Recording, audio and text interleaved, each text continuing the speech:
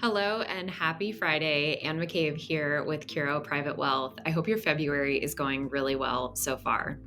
All right, y'all, let's talk about the US presidential election that's coming up. It's perfectly normal when a big election is coming up, like the one we're going to experience this year. Investor anxiety and stress tends to rise. So we thought we would try to get ahead of this, even though it's only February, and share a little bit of historical context of what we've experienced in past presidential years to help you make informed decisions about your portfolio. So, overall, the good news is if we look at the different years of the presidential cycle, the third year tends to be the best from a performance standpoint. And that would have been last year, 2023. We saw this happen. So average returns since 1949 in the S&P have been just over 20%. We saw that last year with the S&P rise about 25%.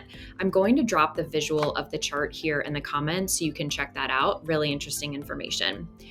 Looking at the 60 days leading up to the election, what we've typically seen historically is the S&P 500 tends to be about flat with median returns up about 1.7%. But the good news is the S&P is up 2/3 or over 60% of the time. Now, if we look at the 60 days after Election Day, we see some of the similar kind of data where the S&P is up on average about 3.2% and also in the positive about 2/3 of the time.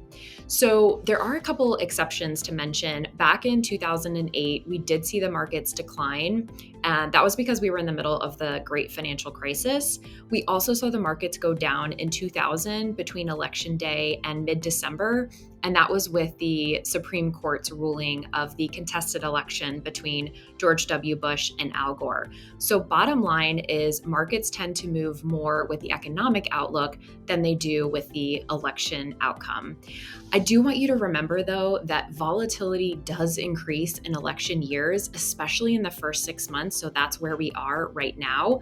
But the good news is 3/4 of the time, or 75% of the time, the S&P 500 ends up in the positive in an election year. So here's what I want us all to do. Take a deep breath, turn off the TV and the news, focus back on your financial plan and your long-term goals, and please don't make any investing decisions based on your political views. Show your political views with your vote, not with your portfolio. If you have any questions or want to talk through things with our Curo team, please feel free to reach out. We're here to support you in every investing decision that you make. So thank you for taking the time to watch this.